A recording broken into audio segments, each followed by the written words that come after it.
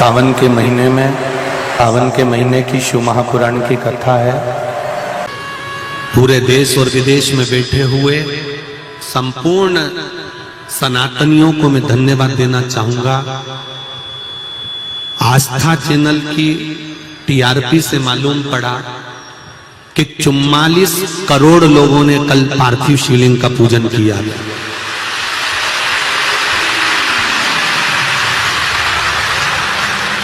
44 करोड़ भारतीयों के घर में शंकर भगवान का शिवलिंग बना था।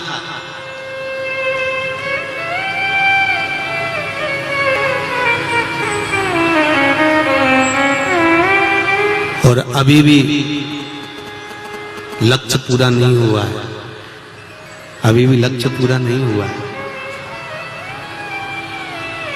130 में से 30 हटा भी दूं तो भी कम से कम 100 करोड़ शिवलिंग का निर्माण होना चाहिए।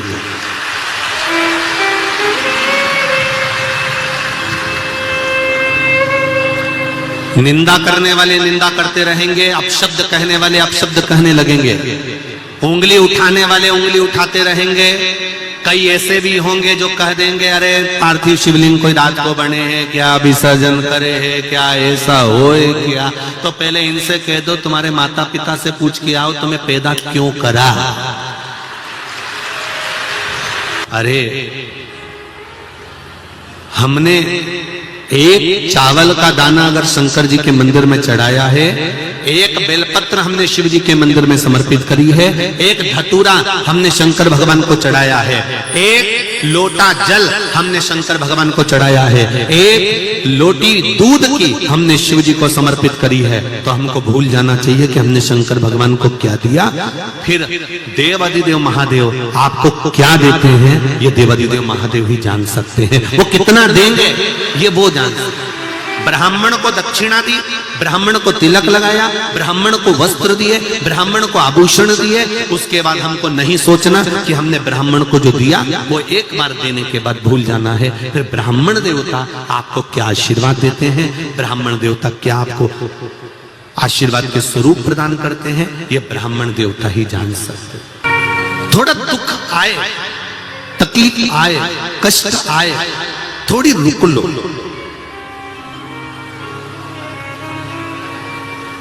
स्पीड ब्रेकर देखें, गति अवरोधक। स्पीड ब्रेकर को देखकर अगर स्पीड में ब्रेक नहीं लगाया तो गाड़ी का एक्सीडेंट निश्चित है। कहीं खड्डे में जाकर गिरे पड़े होगे, कहीं जाकर गिर गए होगे, उठ नहीं पाओगे। स्पीड ब्रेकर कहता है कि मुझे देखकर गाड़ी को रोक लीजिए। उसी तरह चलती हुई गाड़ी है, खूब जोरदार जिंदगी जी रहे हो, खूब एंजॉय कर रहे हो, आपका जीवन आप अलमस्त होकर जी रहे हो। पर शिव महापुराण की ये कथा स्पीड ब्रेकर का काम करती है कि थोड़ी देर रुककर शंकर की भक्ति को कर लो, नहीं तो कहीं उछल कर दूर जाकर नहीं फेंका जाओ। अहंकार में, काम में, लोभ में, आसक्ति में, वासना में, तृष्णा में कहीं पड़े ना मिल जाओ। अरे भाई, जिसकी जिस चीज में रुचि होती है हम उसका वही नाम रख देते हैं जो चीज वो रखता है अपने पास। जो दूध लाकर देता है उसको क्या कहते हैं, दूध वाला। जिसकी कपड़े की दुकान और कपड़ा भरा पड़ा, बोलते जाओ, जमी का बड़ा बड़ा, अरे बोलो बोलो, कबाड़े वाला। जिसकी यहाँ रद्दी रद्दी भरी, अरे बोलो रद्दी वाला। जिसके यहाँ सब्जी के ठेले की ठेले और बोरे की बोरे भर के रखे, सब्जी वाला।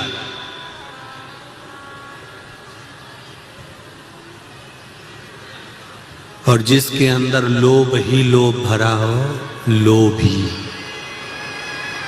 जिसके अंदर क्रोध ही क्रोध भरा हो, क्रोधी। जिसके मुख पर 24 घंटे झूठ भरा हो, के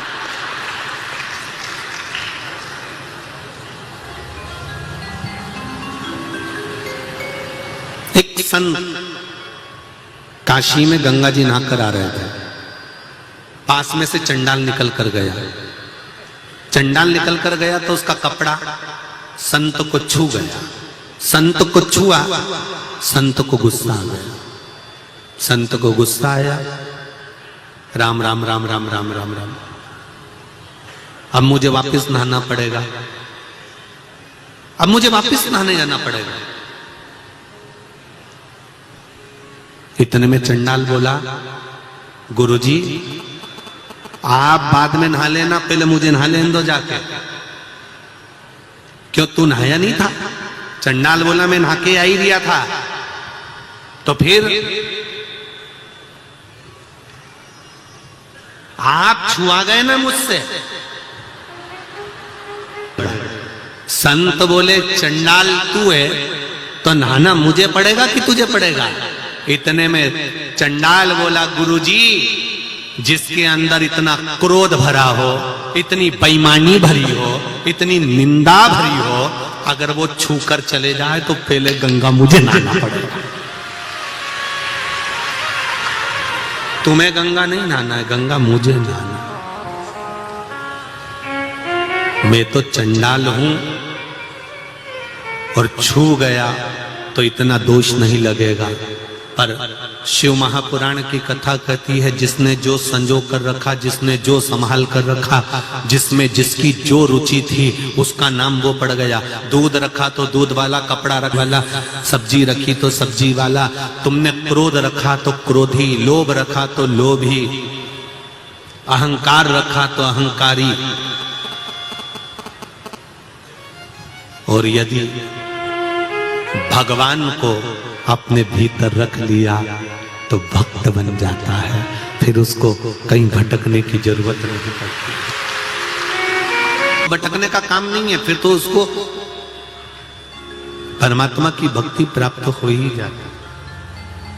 शिव कथा कह रही है 6 सूत्र हैं, उसमें 6ठे नंबर का जो सूत्र है वो सूत्र कहता है कि अगर कुछ भी नहीं कर सकते तो शंकर के प्रति समर्पित हो जाओ। शंकर के प्रति समर्पित कैसे? देवर्षि नारद ने कहा, ना शंकर की कभी हमें निंदा सुनना है, ना हमें शंकर की कभी निंदा करना है।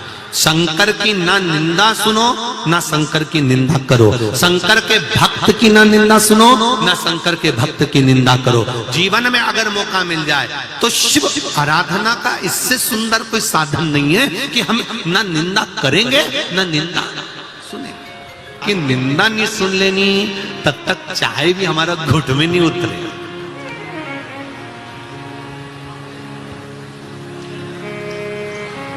गाड़ी आती है प्रतिदिन, बोलो सही है कि गलत है? और रोज गाती गाती जाती है, कचरा वाला। बोलो सही है कि गलत है? और कितना किया, सूखा कचरा सूखे वाले में डालो और गीला कचरा गीले वाले में डालो। ये कचरे की गाड़ी दिन में आती है क्या? नहीं। शाम को आती है क्या? नहीं। कचरे की गाड़ी आती है तो सुबह सुबह आती है। क्यों? रात को जितना कचरा तुम्हारे भेजे में भराओ, अहंकार, काम, लोभ, आसक्ति, वासना, तृष्णा, झूठ, प्रपंच, जितना तेरे भेजे में भरा है, इस सब को सुबह सुबह किसी दूसरे को मत देना, उठाकर कचरे के डब्बे में डाल देना, तो परमात्मा का हो जाए। कचरे की गाड़ी और प्रतिदिन कहकर जा रहे हैं, उसके बाद भी तुम लोग नहीं समझो तो अब कई नगर निगम वाले हों चाहे कोई होए, वो तुम्हें कितना समझाएं कि कचरा कचरे की गाड़ी में ही डालो। काम, लोभ, आसक्ति, वासना, तृष्णा, इनको पटक दो जल्दी।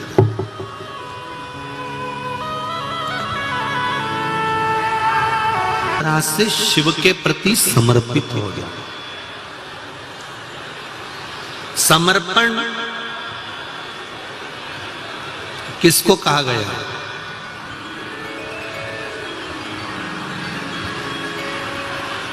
समर्पण का मतलब क्या? आपने किसी वस्तु को किसी को दे दिया, उसको समर्पित कर दिया, उसको समर्पण नहीं कहा। समर्पण का मूल मतलब एक है। आप अगर देवाधिदेव महादेव के हो गए हो, एक बार दिल से अगर शंकर के हो गए हो, तो समर्पण का सबसे मूल तात्विक लक्षण और आनंदता क्या है? अगर हम शिव के हो गए तो समर्पण हमने अगर शंकर के प्रति कर दिया है, तो ये निश्चित है कि शंकर भी आपके प्रति पूर्ण समर्पित हो जाते हैं। इसको समर्पण कहा। तारकासुर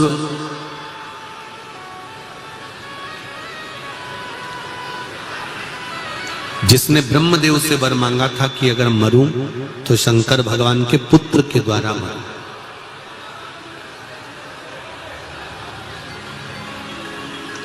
अगर मेरे प्राण जा रहे हैं तो शंकर भगवान के पुत्र के द्वारा मैं मरूं।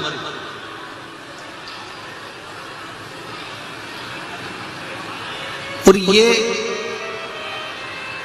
मृत्यु नहीं मांगी है पुराण के अनुसार, तो ये तो शंकर भगवान से वर मांगा जा रहा है कि मेरे मरते मरते भी, मेरे प्राण छूटते छूटते भी मैं आपके पुत्र का दर्शन कर लूं। और पुत्र कब आएगा? जब मेरे देवाधिदेव महादेव मंगल विवाह कर लेंगे। क्योंकि अभी तो शंकर भगवान तप और साधना में बैठे हुए हैं। अभी तो मेरे देवाधिदेव महादेव तप साधना में लगे हुए हैं। ये तप, ये साधना से हटेंगे तब तो इनके घर में संतान आएगी, तब तो इनके घर। तो मांगा भी ऐसा कि मेरे घर में ऐसी कृपा हो कि तारकासुर कह रहे हैं कि अगर मेरे प्राण छूटे, अगर मेरे प्राण जाएं, तो मुझे वर दीजिए, ऐसा वर प्रदान कर दीजिए कि शंकर भगवान के पुत्र के द्वारा मेरे प्राण छूटे। अब एक को माइक देंगे ना तो बहुत सारे खड़े हो जाएंगे। चलो बोलो बोलो, देव माइक दो। आप समर्पित हैं।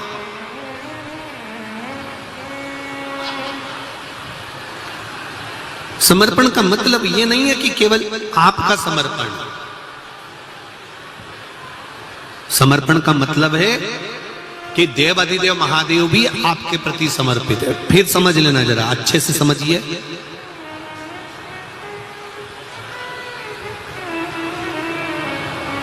बेलपत्र जब हम शिव जी को चढ़ाते हैं तो शंकर भगवान को चढ़ाते समय इस बेलपत्र की जो डंडी होती है, जब हम भगवान देवाधिदेव महादेव को समर्पित करते हैं तो डंडी का भाग आपकी विपरीत दिशा में होता है। जब हम कोई कामना ना करते हुए बेलपत्र को समर्पित करते हैं तो डंडी का भाग विपरीत होता है। पर जब हमारी कोई कामना होती है, हम कुछ भगवान से अगर लेना चाहते हैं, मांगना चाहते हैं, भगवान से हम कुछ कहना चाहते हैं, डंडी का मुख अशोक सुंदरी की ओर हो जाता है। कहां कर देते हैं फिर डंडी को? जम के बोलो जरा।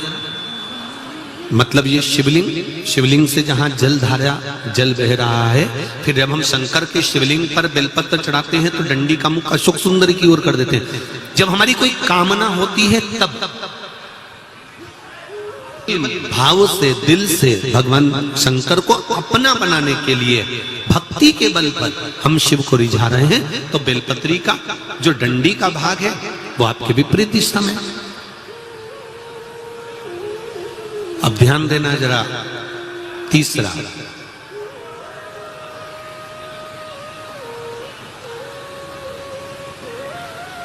शंकर भगवान को जो बेलपत्र चढ़ती है वो उल्टी चढ़ती है। सब लोग ऐसे ही चढ़ाते हो ना? चिकना चिकना सा भाग है, ये शिवलिंग की ओर होता है, ठीक है। पर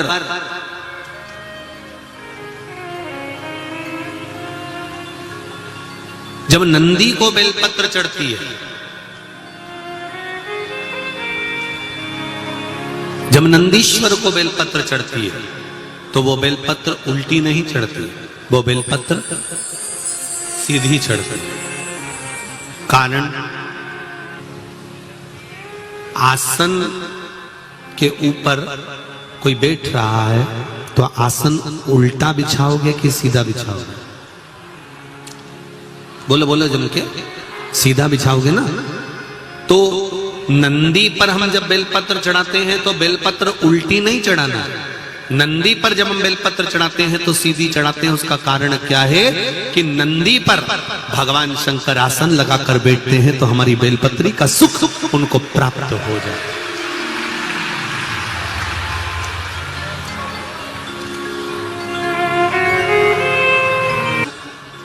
भगवान शंकर जब उस पर विराजमान हो, आसन लगाए, उस पर बैठे, तो उसका फल हमको प्राप्त,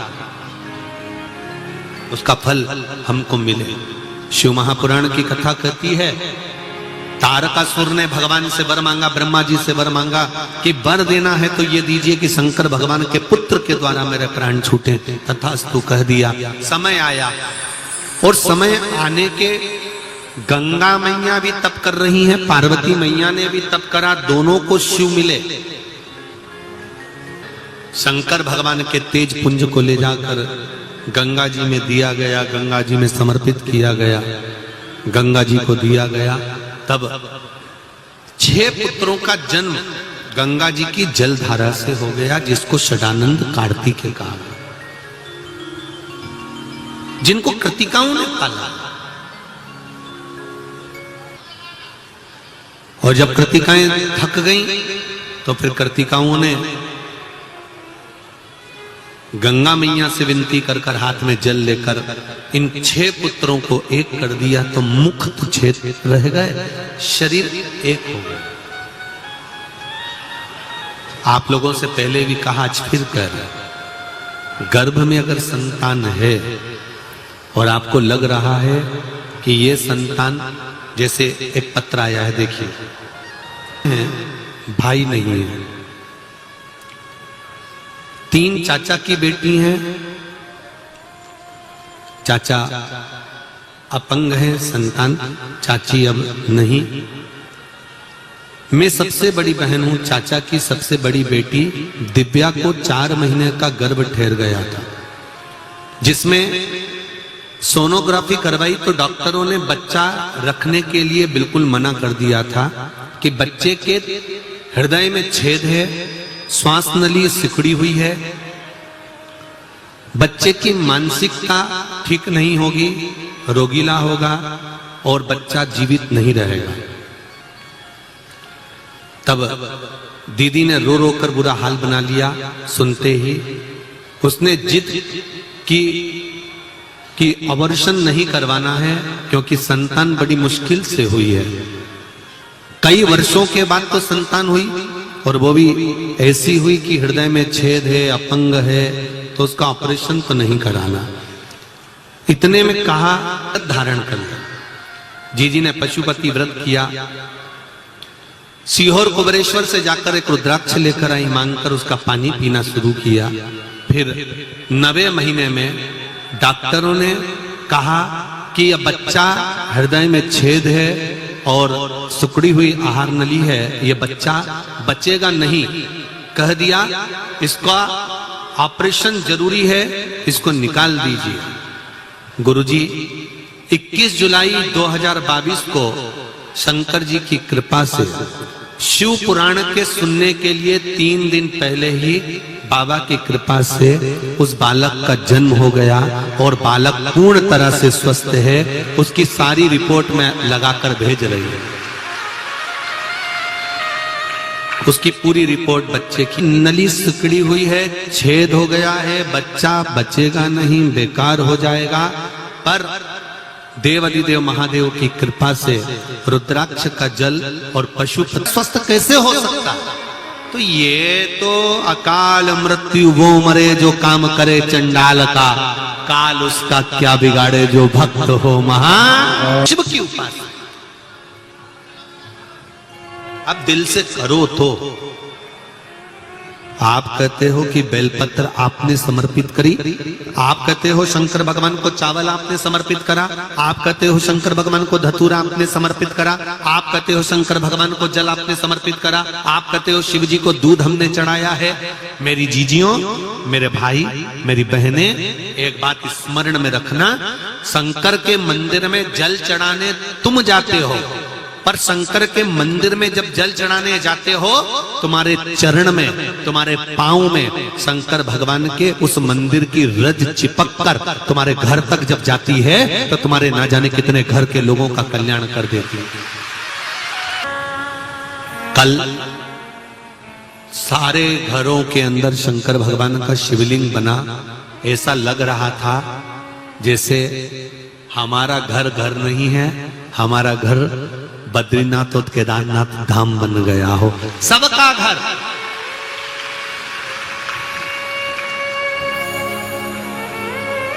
बद्रीश्वर केदार,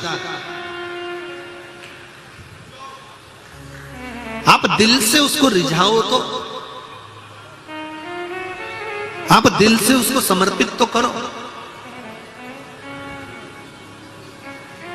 होता है कि हम शिव जी को ये दे रहे हैं, और शिव महापुराण की कथा कहती है शंकर भगवान को हम नहीं देते, हम भगवान शिव को कुछ समर्पित नहीं करते। क्या दे रहे हैं हम भगवान शंकर को? हमने भगवान शिव को दिया क्या?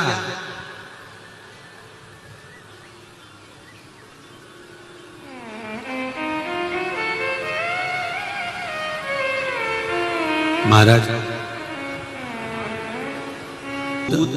हम शंकर भगवान को देते हैं, वो बछड़े ने पहले झूठा करा, तेरी पुष्प लेकर आ गया, उस पुष्प को भौरे ने झूठा कर दिया, तो भी हमने शिव जी को चढ़ा दिया। जल झूठा, दूध झूठा,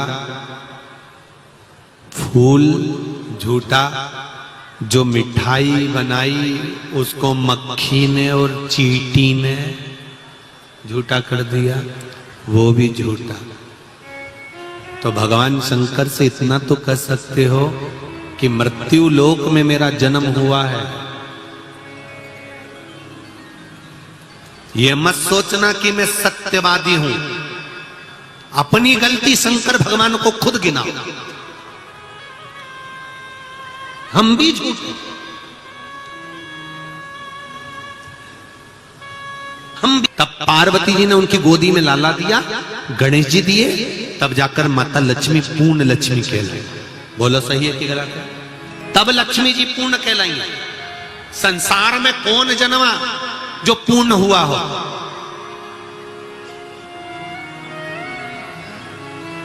आप पूजन की कितनी भी अच्छी थाली लगा लो, पूजन का सारा सामान जमा लो, पूजन की पूरी तैयारी कर लो, पूजन करने बैठोगे तब एक ना एक चीज रह जाएगी। कारण क्या? कारण है ये मत सोचना कि मैं भूल गई, तुम नहीं भूले हो। ये देवादिदेव महादेव कहते हैं, अगर पूजा की थाली में सब कुछ रखा हुआ है, पूजा की थाली पूरी तैयार है, सब कुछ रखा हुआ है, तो वो पूजा की थाली को शंकर कभी स्वीकार नहीं करते जिसमें थोड़ी सी भी त्रुटि रह गई है। शिव कहते हैं उसको पूर्ण करने में मुझे आनंद की अनुभूति हो। पूर्ण शंकर और पार्वती करते। 14 साल, 15 साल, 20 साल, 7 साल, 21 साल संतान नहीं हुई। आपने डॉक्टर को दिखा लिया, जगह जगह जाकर होया है। अब एक काम करो, सफेद आंकड़े की जड़ तुमरुका जी का नाम लेकर 21 बार शिव जी के मंदिर में शंकर जी में से घुमाकर कमर में उसी मंदिर में शंकर भगवान का शिवलिंग देखकर बांधो, रजस्वला धर्म के साथ में, और उसको कहकर बांधो, अब केवल तू बचा है। और मेरा विश्वास कहता है कि तू जब सारी दुनिया का सुख दे सकता है, लक्ष्मी जी की गोद में गणेश दे सकता है, तो क्या मेरी गोदी नहीं भर सकता है? मेरा विश्वास कहता है कि तू ही देगा और तेरे दरबार से ही मिलेगा और कहीं नहीं, कहीं नहीं।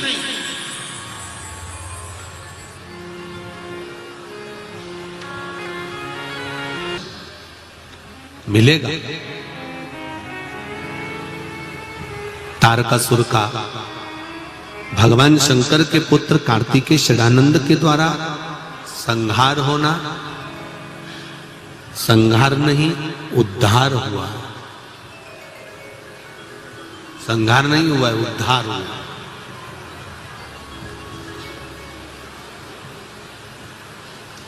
सुख की अनुभूति हो, आनंद की। शिव महापुराण की कथा कहती है, भगवान शंकर का पावन चरित्र कहता है, भगवान देवादिदेव महादेव से ये कहिए, भगवान शंकर से ये कहिए कि फूल झूठा, दूध झूठा, जल झूठा, इन झूठी वस्तुओं को जब आप स्वीकार कर सकते हो तो मेरे जैसे पापी को भी आप स्वीकार कर कर मेरा भी कल्याण कर देना, उद्धार कर देना। ये शिव भगवान श्री गणेश जी महाराज का प्रागट्य माता पार्वती जी के साथ भगवान शंकर और श्री गणेश जी महाराज पधार रहे हैं। जोरदार ताली बजाकर स्वागत करिए। जलवृष्टि अपना काम करेगी, आप शिव आराधना की भक्ति में डूबे रहिए और भगवान की कथा का रसास्वादन दिल से, स्नेह से करने का प्रयास करें। आप लोग तो फिर भी टेंट के अंदर बैठे हुए हो, जो बाहर छाता ले लेकर खड़े हैं उनको देखिए, जो छत पर खड़े हैं उनका स्मरण करिए कि कितने हृदय से, चित्त से ये सभी लोग कथा को श्रवण करने के लिए पधारे, संपूर्ण जगत का कल्याण करने वाले। श्रावण के इस ये पावन शिव महापुराण की कथा का रसतत्व ग्रहण करने का सौभाग्य प्राप्त, भगवान की अविरल भक्ति को प्राप्त कर लिया।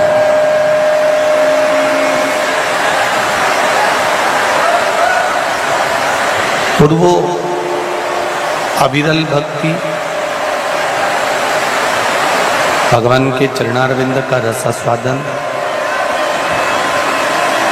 भगवान के चरणों का स्मरण, अनुमोदन कोई साधारण नहीं है। देवऋषि नारद कहते हैं कि ये 6 सूत्र, अगर ये 6 सूत्र हम अपनी जिंदगी में धारण कर लेते हैं, ये 6 सूत्र हम अपने जीवन में उतार लेते हैं, ये 6 सूत्र हम अपने जीवन में अगर धारण कर लेते हैं तो ये निश्चित है कि भगवान की, शिव की अविरल भक्ति हमको प्राप्त होती ही है। 6 सूत्र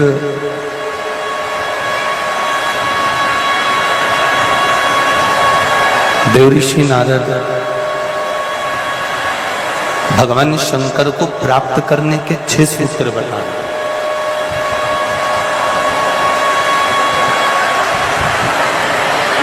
और देखिए,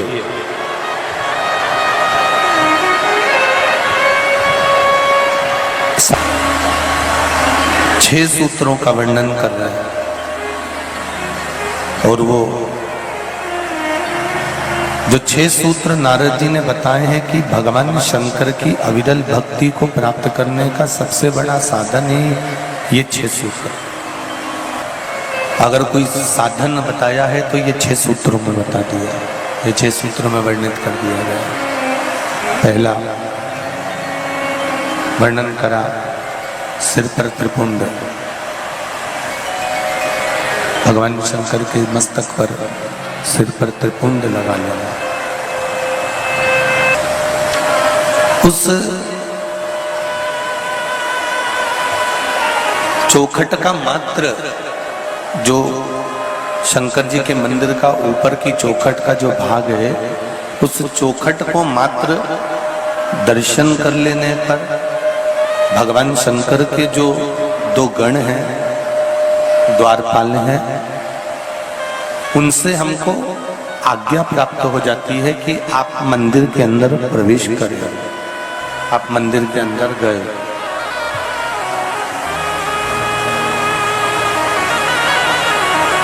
आप मंदिर के अंदर पहुंचे।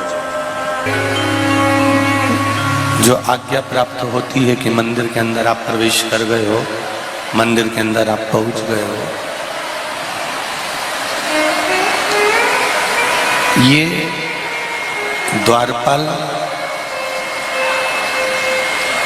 भगवान शिव से ये कह देते हैं कि ये भक्त इस भाव से मंदिर के अंदर प्रवेश करा। एक बात थोड़ा ध्यान दीजिएगा, अपने जीवन में उतारिएगा, स्मरण करिएगा कि चींटी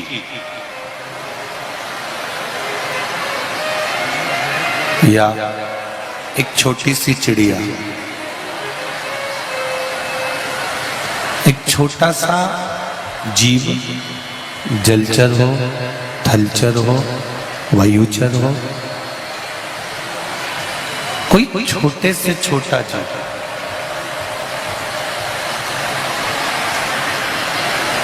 जब भगवान को पुकारता है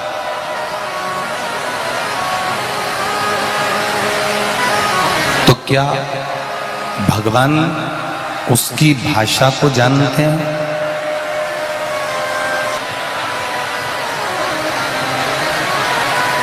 शिव महापुराण की कथा कहती है भगवान उनकी भाषा को नहीं जानता, भगवान उनकी वाणी को नहीं जानता, पर इतना जरूर है कि जब वो दिल से, हृदय से भगवान को पुकारता है तो उसके हृदय का जो भाव है, उसके दिल का जो भाव है, उसकी चित्तवृत्ति का जो भाव है, उसके मन का जो भाव है, भगवान उसको समझ लेते। एक मंदिर की चौखट, मंदिर का द्वार, मंदिर का दरवाजा, ऊपर का भाग, उस चौखट के भी ऊपर के स्मरण को, ऊपर के भाग को जाना। हमारे सनातन हिंदू धर्म में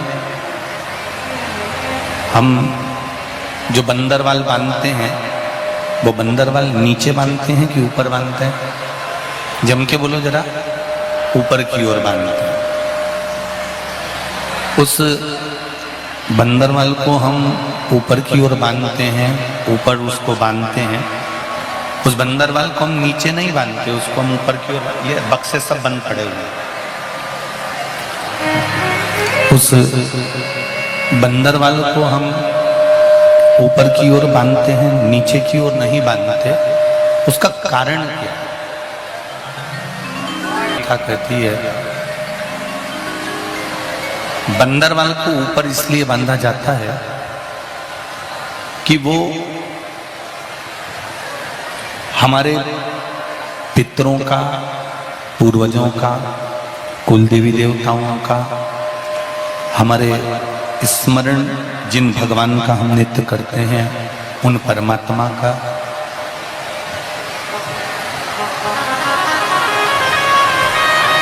भाव उस चौखट पर जो बंदरवाल बांधी जाती है उस पर बना रहता है। जब हम नीचे से निकल कर जाते हैं उस बंदरवाल के नीचे से, तो हमने भले अपने पूर्वजों को, अपने पितरों को, अपने देवताओं को हमने प्रणाम करा कि नहीं करा, पर बंदरवाल बंधे हुए दरवाजे से निकलकर जब हम जाते हैं तो हमारे पूर्वजों का आशीर्वाद हम पर स्वतः ही हो जाता है। 6 सूत्र देव ऋषि नारद ने भगवान शंकर को प्राप्त करने के बताए हैं।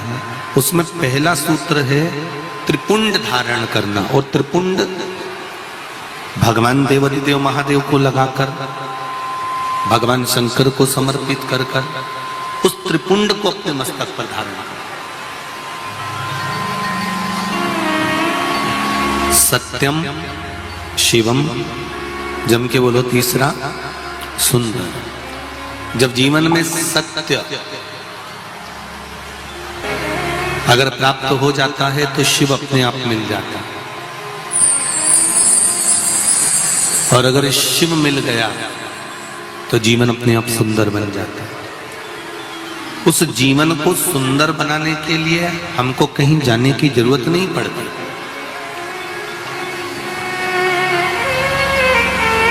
जीवन की सुंदरता परमात्मा का भजन,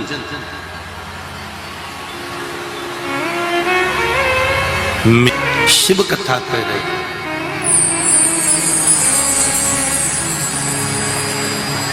शिव मंदिर में लगाया गया, चाहे भस्म हो, चाहे चंदन हो, हल्दी हो, अबीर हो, गुलाल हो, भगवान शंकर को समर्पित करी गई कोई भी वस्तु हो, उस वस्तु का, उस सामग्री का त्रिपुंड। और हम तो पहले भी कथा में कहे, आज फिर आपसे कहते हैं कि आप रोज प्रतिदिन भगवान को लगाई गई सामग्री का अगर त्रिपुंड नहीं लगा सकते तो हफ्ते में कम से कम एक दिन ऐसा बना लो कि आज मैं शंकर मंदिर जाऊंगा और शिव जी के मंदिर पर अगर जो मिला उसका मैं मस्तक पर त्रिपुंड लगाऊंगा, भले फिर वो जल क्यों ना मिला हो, भले वो कोई सामग्री क्यों ना मिली। भगवान शिव का पंचाक्षर मंत्र,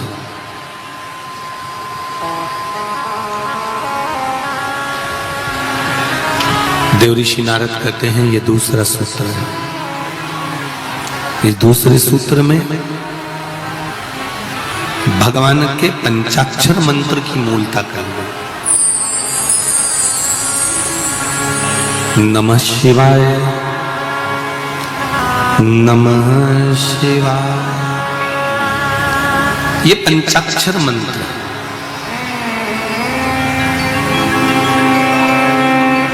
जब इसमें ओम को जोड़ दिया जाता है तो ये षडाक्षर मंत्र बन जाता है।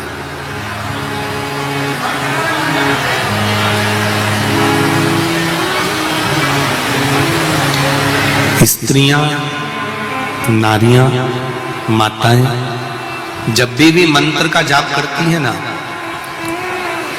जब भी षडाक्षर मंत्र का जाप करती है तो वो पंचाक्षर से चालू करती है। माताओं को जब भी शिव नाम के मंत्र का जाप करना है तो पहले उनको पंचाक्षर से चालू करना पड़ेगा। और अगर पुरुष भगवान शिव के मंत्र का जाप कर रहा है तो उसको षडाक्षर से चालू करना पड़ेगा। समझ लेना जरा अच्छे से एक बार हो, जिससे हमारे से कोई गलती ना हो जीवन में। पंचाक्षर मंत्र सब बोलो जरा एक बार, नमः शिवाय, जम के बोलो। ठीक है। अब माताएं जब मंत्र का जाप करती हैं तो यहां से चालू करती हैं, जो अभी आपने बोला। पुरुष जब भगवान शिव के मंत्र का जाप करता है तो षडाक्षर मंत्र से चालू करता है, ओम नमः शिवाय। माताएं जब भी चालू करेंगी नमः शिवाय। माताओं का पंचाक्षर मंत्र जाप करना और पंचाक्षर मंत्र के बाद षडाक्षर मंत्र जोड़ना, ये वंश की वृद्धि करने वाला।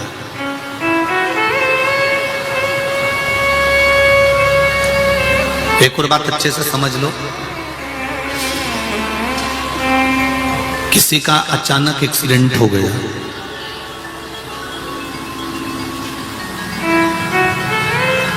तुम्हें शुद्ध नहीं है,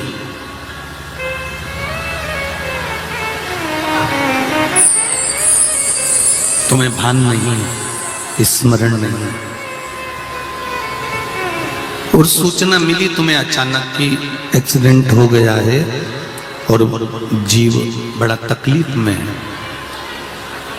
घर के लोगों को अगर मालूम पड़ा है कि एक्सीडेंट हुआ है तो मेरा माताओं से निवेदन है उसी समय पर पंचाक्षर मंत्र का जाप करना प्रारंभ कर देना चाहिए।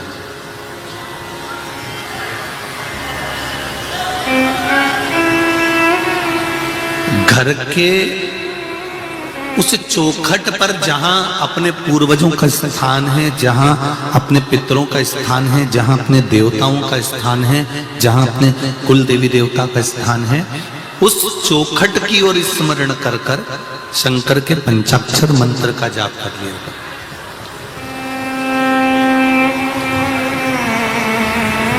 ये निश्चित है कि काल की घड़ी से महाकाल उसको निकाल कर वापस ले आएगा, ये निश्चित है। इसकी आ गई उसको तो बचाना, वो कहते हैं ना जन्म मरण और परण, ये तीन तो देवाधिदेव महादेव के पास में है। तो ये निश्चित मृत्यु तो आना है, ये मृत्यु तो कभी भी किसी की भी कहीं पर भी किसी भी रूप में आ सकती है, उसका कोई स्मरण नहीं। तो आ सकती है, मृत्यु की कोई घड़ी, कोई पल, कोई क्षण नहीं होता, उसका तो एक निश्चित है कि आना है और आएगी जरूर।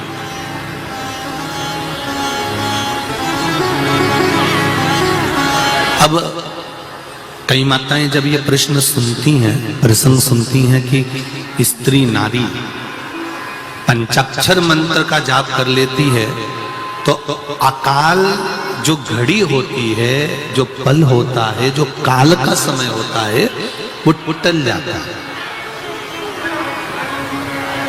उसका कैसे कारण है?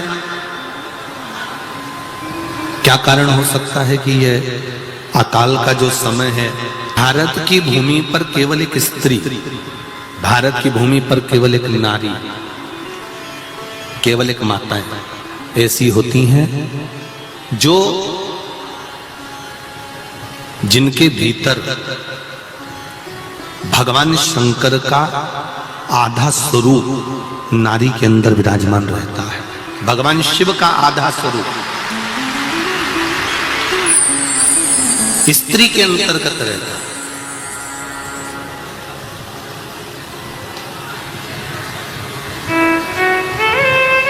नारी में धैर्य भी है, नारी में पीड़ा सहन, जितनी पीड़ा स्त्री को होती है, जितनी पीड़ा नारी को होती है, जितना दुख नारी सहन करती है, जितना कष्ट स्त्री सहन करती है, जितनी पीड़ा एक नारी सहन करती है, संसार का कोई व्यक्ति इतनी पीड़ा सहन नहीं कर सकता जितनी नारी इस पीड़ा को सहता है। एक बच्चे को जन्म देते समय माता का ये दूसरा जन्म होता है।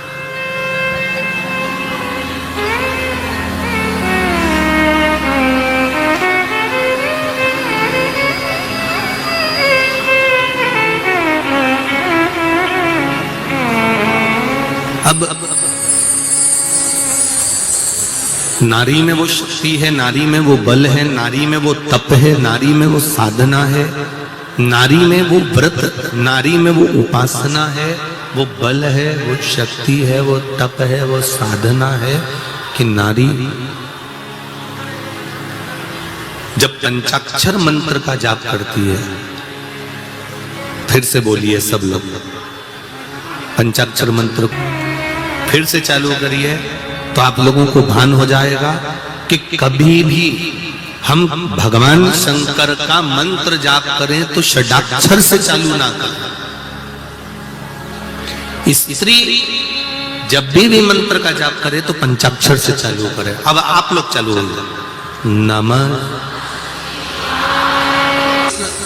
मंत्र में षडाक्षर मंत्र पीछे जुड़ा हुआ है, फिर स्मरण करिए नमः शिवाय ओम। षडाक्षर मंत्र को पीछे दे दिया,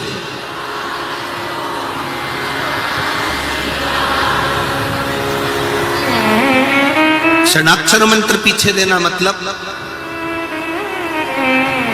पंचाक्षर मंत्र का जाप जब स्त्री करती है, पंचाक्षर मंत्र का जाप जब नारी करती है, कोई विपदा की घड़ी आने पर देहली पर देखकर अपने पूर्वजों को, अपने पितरों का, अपने कुल देवी देवता का स्मरण कर कर घटना घट गई, मालूम पड़ गया कि सूचना मिल गई कि उसका एक्सीडेंट हो गया है, उसको ये तकलीफ आ गई है, उसको ये कष्ट आ गया है, और आपने देहली पर शिव का स्मरण कर कर इस मंत्र को, पंचाक्षर मंत्र का भी स्मरण कर लिया, तो वो पक्का है कि कहीं ना कहीं बाबा उसको काल के मुख से बचाकर श्रेष्ठ जगह पर लेगी। इसको कर सकती है नारी, इसको कर सकती है स्त्री।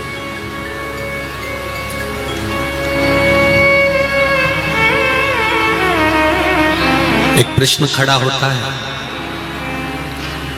जितनी भी पूजन पाठ होती है ये स्त्री क्यों करे? थोड़ा बहुत तो ये बहरू भी करे ना, है? जो भी पूजन पाठ करे वो स्त्री करे, सारे व्रत उपास स्त्री करे, पुरुष क्यों नहीं?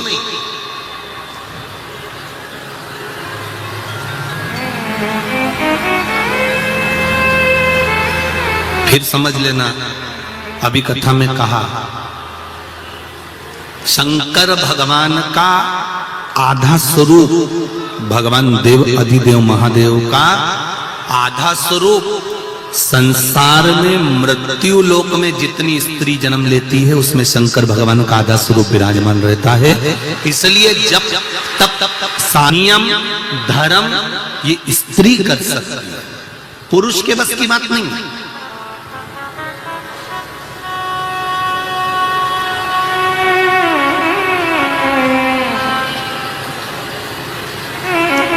वो एक दिन एकादशी का व्रत करता है और पत्नी उसका मुख पढ़ लेती है, उसका चेहरा पढ़ लेती है, उसका स्वरूप देख लेती है कि उसको तकलीफ हो रही है।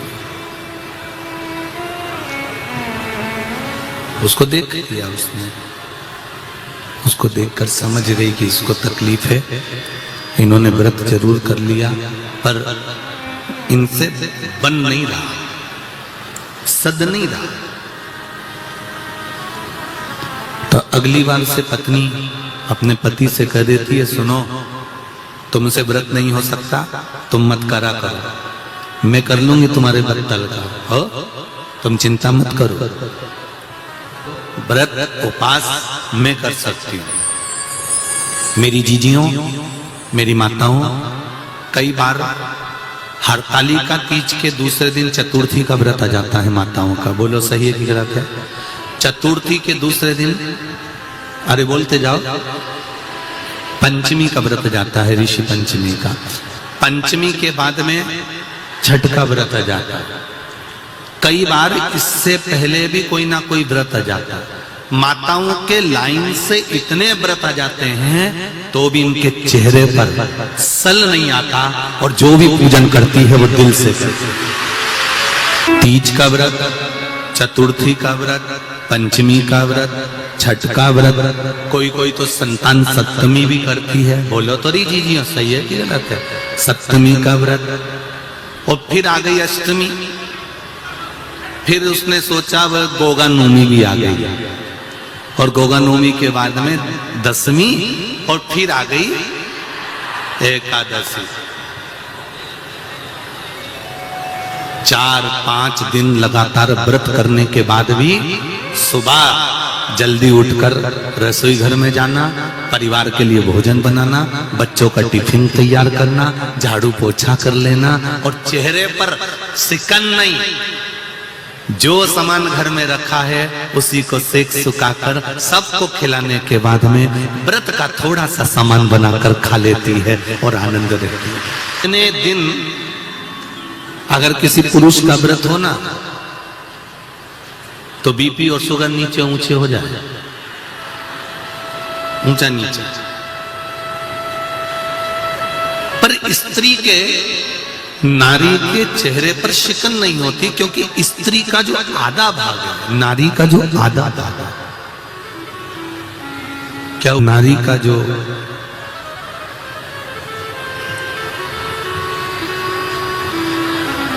आधा स्वरूप है वो शिव का स्वरूप, वो शंकर का स्वरूप।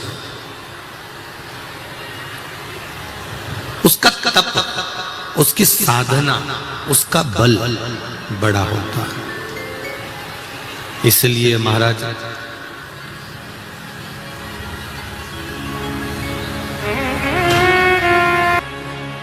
पंचाक्षर मंत्र की मूलता का स्मरण कराया गया। और पंचाक्षर मंत्र सावन का महीना है, सभी लोग शिव महापुराण के मूल मंत्र का एक बार स्मरण करेंगे अपनी अपनी जगह पर बैठकर बड़े भाव के साथ में। श्री शिवा नमस्तो कहती है पंचाक्षर मंत्र का जाप जब नारी के जीवन में कोई दुख आए, तकलीफ आए, कष्ट आए, कुछ दुख की घड़ी सम्मुख खड़ी हो जाए, तब स्त्री भगवान शिव की चौखट का स्मरण कर कर पंचाक्षर मंत्र का जाप कर सकती है, पंचाक्षर मंत्र को जप सकती है। एक बार पुनः फिर माताएं पंचाक्षर मंत्र का जाप करेंगे। नमः शिवाय।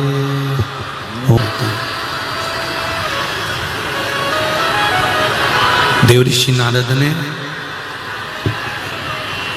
नारद जो वर्णन कर रहे हैं उसमें 6 सूत्र में पहला सूत्र है त्रिपुंड, दूसरा सूत्र है मंत्र का जाप,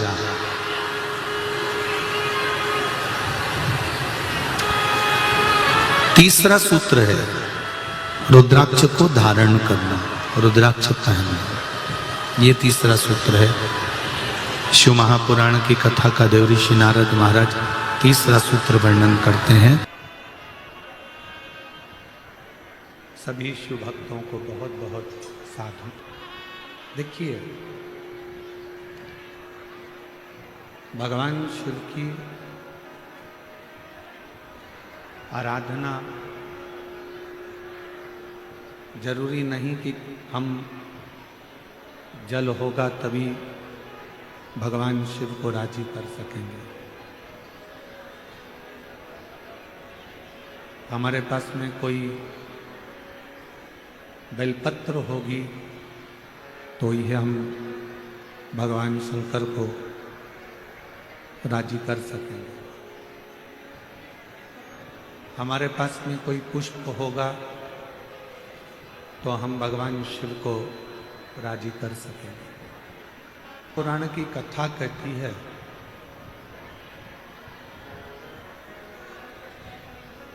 ये सारी सामग्री, पूजन का सारा सामान, ये सब बाद में है। पहले सबसे ज्यादा अगर कोई जरूरी है,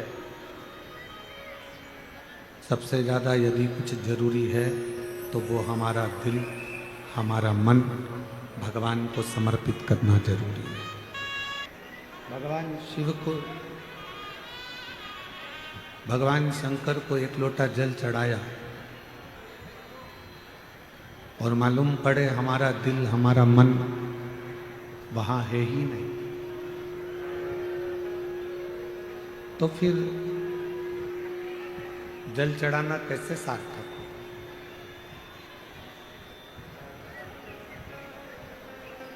मंदिर की ही बेलपत्र उठाकर वापिस भगवान शंकर को समर्पित कर देना, भगवान शिव को चढ़ा देना, ये कब स्वीकार करते हैं भगवान? जब आपका मन, जब आपका चित्त, आपका मन, आपकी बुद्धि सब शिव में समाहित हो। जब तक भगवान शंकर में ये सब चीजें समाहित नहीं होगी, जब तक भगवान शंकर के उस शिवलिंग में हमारा मन, हमारा चित्त समाहित नहीं होगा, तब तक शिव प्राप्त नहीं हो सकता। शंकर की प्राप्ति का केंद्र बिंदु है हमारा दिल, हमारा मन, हमारा चित्त।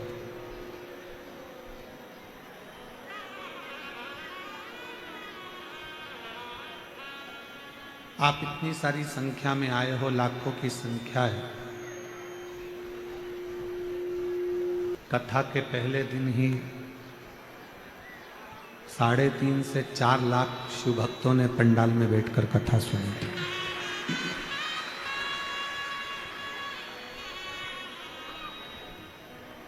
और मैं 4.5 लाख लोगों ने पहले दिन शिव पुराण सुनी और लगभग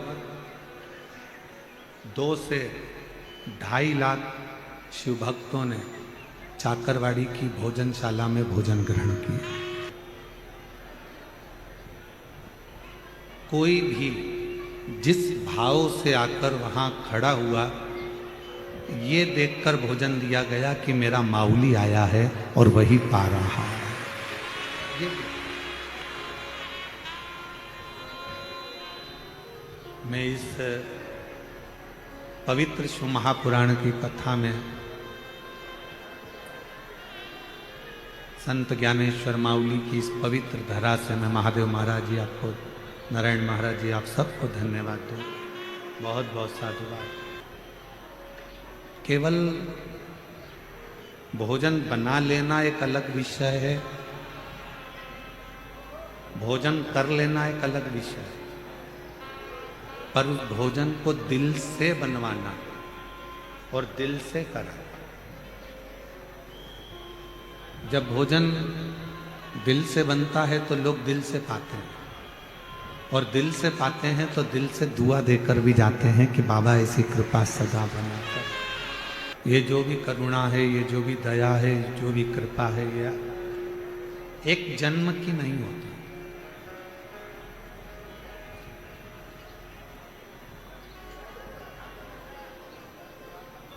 एक उत्तर देना बीड़ वालों, जितने चाकरवाड़ी में कथा सुन रहे हो सब उत्तर देना।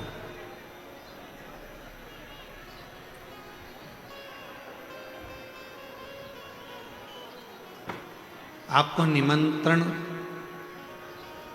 तब तक दिया जाता है जब तक आप मनुष्य की देह में हो, मानव के शरीर में हो। जब तक आप मनुष्य के शरीर में हो,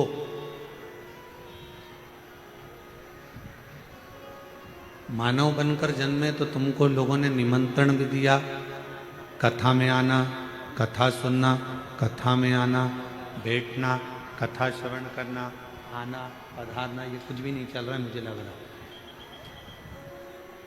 पधारना, आना, कथा में पहुंचना, ये निमंत्रण कब तक दिया जाता है? जब तक ये मानव का शरीर है। अभी आप और हम मनुष्य के शरीर में जन्मे हैं, इसलिए कोई हमको बुला रहा है। आप और हम मनुष्य के शरीर में जन्मे हैं, इसलिए कोई आप और हमको कथा में बुला रहा है। मान लो अगला जन्म कुत्ता का हो गया, पशु पक्षी का हो गया, जानवर का हो गया, कोई जीव जंतु का हो गया, तो कोई निमंत्रण देने बुलाएगा क्या? जम के तो बोलो। कोई तुम्हारे यहाँ कहने के लिए आएगा? कोई तुम्हारे यहाँ बोलने के लिए आएगा कि आप हमारे यहाँ कथा सुनने के लिए आए? आप शिव जी को एक लोटा जल चढ़ाने जाना, भगवान की भक्ति करने जाना, आप भजन करने जाना, आप स्मरण करने जाना, आप मंत्र जाप करने जाना। मनुष्य का शरीर मिला, मानव का शरीर प्राप्त हुआ, मानव का शरीर मिला तो कोई ने आपको निमंत्रण भी दिया। मानव का शरीर मिला तो आप लोगों को बुलाया भी गया कि कथा सुनो, सत्संग सुनो, मंदिर जाओ, देवालय जाओ, शिवालय जाओ, एक लोटा जल समर्पित करो। अगला जन्म मिलना, क्या मिलेगा, कैसा मिलेगा, ये किसी को नहीं। और फिर अगले जन्म में तो को बुलाएगा कि नहीं बुलाएगा, अगले जन्म को मालूम है।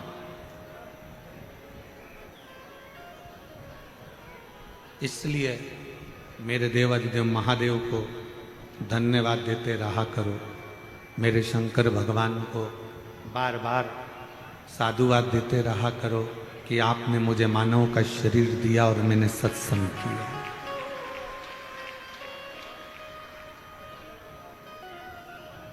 और उस मानव शरीर में भी भगवत भजन हो गया तो ये समझ लो कि शिव की कृपा,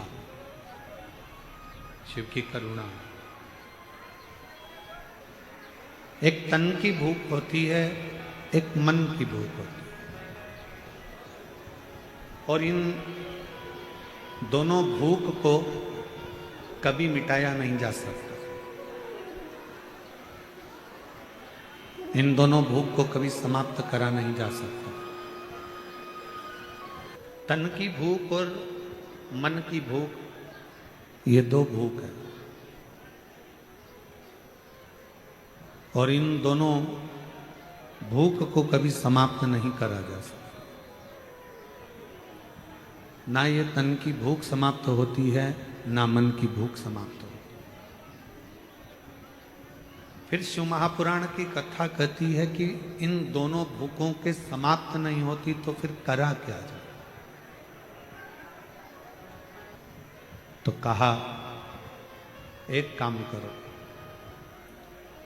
तन को भी काम में लगा दो और मन को भी काम में लगा दो। जब व्यक्ति काम में लग जाता है, जब व्यक्ति काम में लग जाता है तो फिर उसको भूख नहीं लगती। इस तन को अपने कर्म में लगा दो और इस मन को भगवान शंकर की भक्ति में लगा दो। ये दोनों जब काम में लग जाएंगे तो तन और मन भूखे नहीं। शरीर की भूख, तन की भूख और मन की भूख, इसको समाप्त करना बहुत कठिन, बहुत कठिन।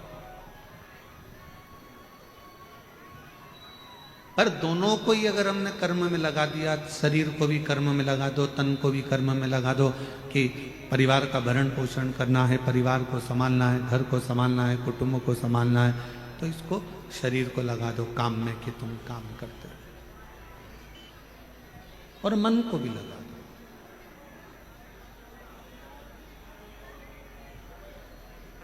ग्यारह इंद्रियों में सबसे ज्यादा कठिन, चंचल अगर कुछ है तो वो हमारा मन है। 5 कर्मेंद्री, 5 ज्ञानेंद्री, और इन इंद्रियों पर भी सबसे ज्यादा भारी पड़ जाता है तो वो मन है। एक मन 10 इंद्रियों पर भारी पड़ता है। कितना शिव महापुराण की कथा कहती है, भगवान शंकर का संवाद कहता है। पार्वती मैया का जब प्रागट्य हुआ, मां पार्वती मैया जब जन्मी और हिमालय राज के यहां पर खूब बधाइयां बट रही है। घर में बेटी का जन्म हुआ और हिमालय राज बड़े खुश हो रहे थे कि आज मेरे घर में एक बेटी का जन्म हुआ, और खुशी मनाओ कि हमारे घर में बेटी का जन्म हुआ है। बेटा एक कुल को तारता है और बेटी 2 कुल को तार देती है। प्रसन्नता मनाओ, मना नहीं। इस चित्त को, इस मन को, एक बड़ा सुंदर संवाद है कि हमने अपने जीवन को, हमने अपनी उम्र को, हमने अपने भजन में इस मन को कितना लगाया, हमने कितना इस चित्त को लगाया, हमने कितना इस मन को लगाया। एक गुरुजी जजमान के घर आए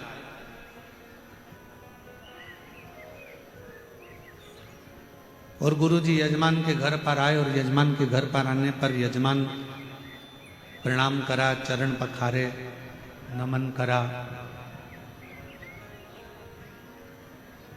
बहू थी नहीं, आ गई, प्रणाम करा उसने भी। इतने में गुरुजी ने बहू से पूछा,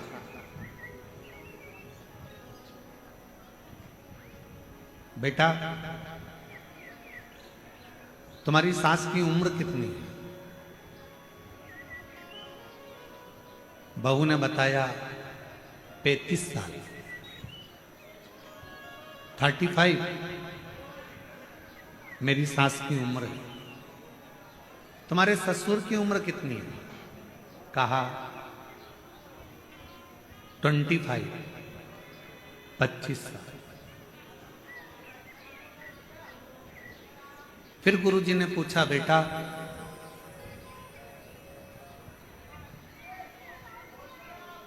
तुम्हारे पति की उम्र कितनी है? कहा कल ही पैदा हुआ है। फिर गुरुजी ने पूछा, तुम्हारी उम्र 45 वर्ष। सास को गुस्सा आ गया, खड़ी हो गई। क्यों गुरुजी, मैं तुम्हें क्या 35 साल की दिख रही हूं?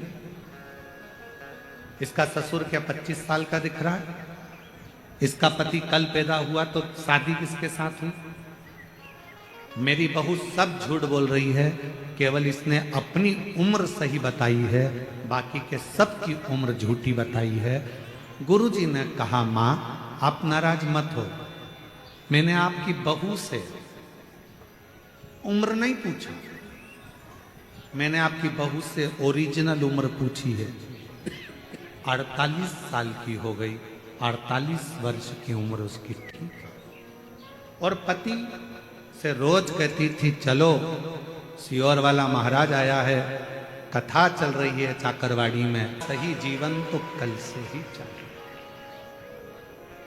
आप में से कई माताएं, कई भाई, कई बहनें, कई मेरी जीजियां, कई मेरे जीजा, कई मेरी बेटियां, कई मेरे बेटा, आप में से भी ऐसे होंगे जो पहले दिन आए होंगे, या कल पहली बार आए होंगे, या आज पहली बार आए होंगे, जो कल और आज पहली बार कथा सुन रहे हैं या पंडाल में आए हैं।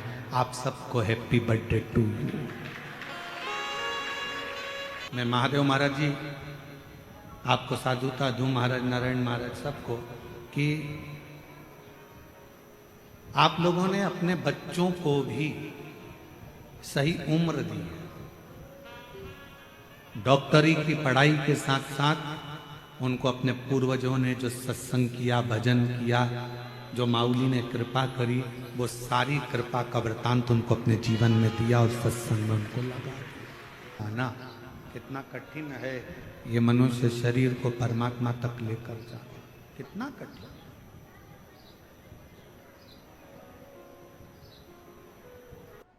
ज्यादा कठिन है ये मन। इसको लगाओ सत्संग में, भजन में, चले जाता है भोजन में। इसको भेज दो सत्संग में, तीर्थ में, चले जाता है फिल्म में। गूगल पर सर्च करो या इंस्टाग्राम पर देखो या व्हाट्सएप पर देखो, बहुत सारी चीजें 24 घंटे आती रहती है। 24 घंटे दिन भर मोबाइल में आती है, रात भर मोबाइल में आती है। अब ये आपके ऊपर आधारित है कि आपको उसमें से क्या ग्रहण करना।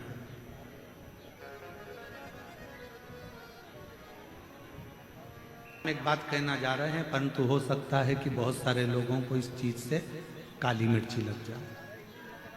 महादेव महाराज जी हमारी बात से थोड़ा लोगों को बहुत लगती, बहुत हो सकता है कि कई लोगों को ये बात लग जाए।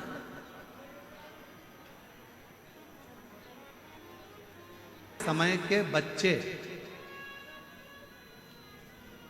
आपकी बिल्कुल नहीं सुनते।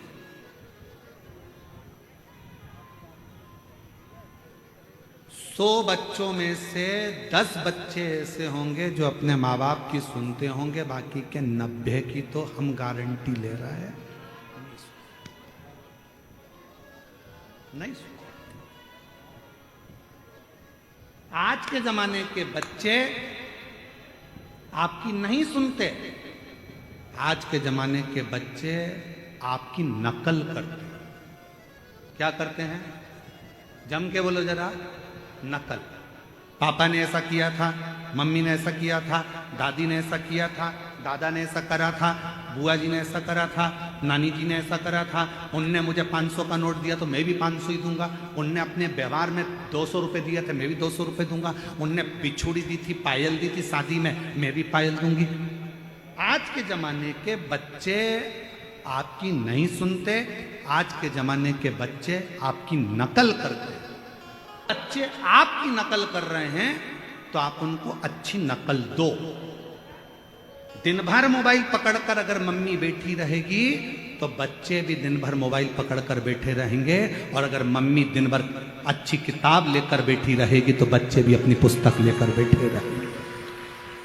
दादी अगर लड़ाई करेगी तो बच्चे भी लड़ाई करेंगे। इसलिए दादियों से भी निवेदन है कि टीवी पर शिव पुराण सुनना तो बच्चे भी कभी ना कभी सत्संग सुनने की आदत डाल लेंगे। नकल करते हैं बच्चे, माँ जैसा करेगी वैसे बच्चे करेंगे। आज का जमाना है, आज के बच्चे आपकी सुनते नहीं पर नकल पूरी करते हैं। मम्मी ने इतनी, तुम भी तो इतनी देर से मोबाइल लेके बैठी थी और मुझे पढ़ने बिठा दिया।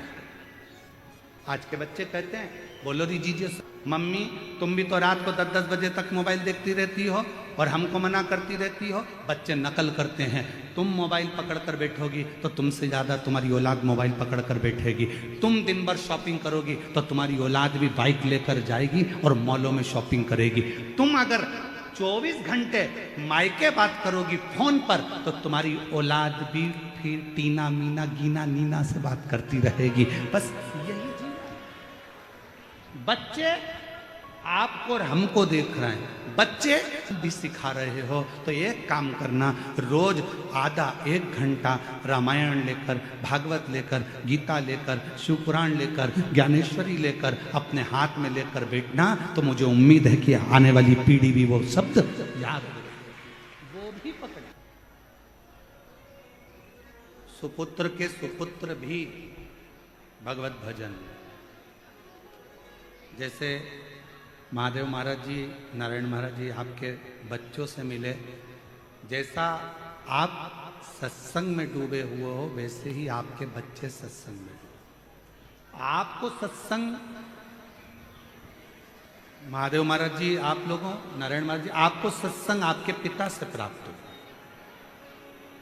पिता को सत्संग उनके गुरु और पिता से प्राप्त हो, और वो जो आपने आपके पिता से सीखा वो आपने अपने बच्चों को दिया, और बच्चे भी आने वाली पीढ़ी को देकर जाएंगे। ये निस्संदेह है।